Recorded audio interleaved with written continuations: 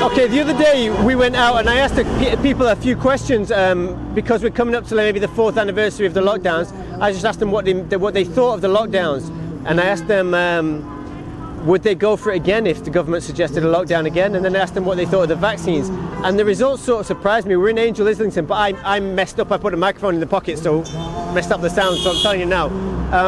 But they said about the lockdowns that they hated them.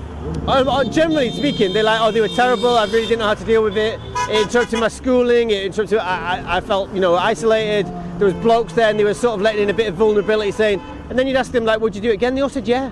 Or most of them said yeah, they would do it again if it was a similar situation and it was necessary and so on. And then with the vaccines, it was strange because you asked them a question and they would clam up.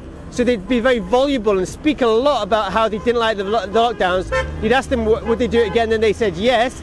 And then you said, what do you think about the vaccines? And similarly, fairly neutral question.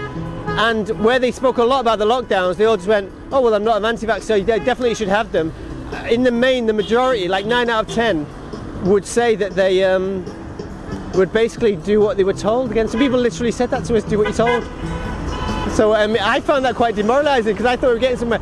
But in saying that, when you hear cars go past, like I say, it's probably about 1 in 10 cars that blow the horn very strongly. So, and also, it was self-selecting. The people who wanted to speak to us about lockdowns chose to do so, whereas those who maybe thought it was a lot of old nonsense might have kept walking and refused to speak to us. So it's very hard to tell. It's always difficult to gauge what is actually going on the street.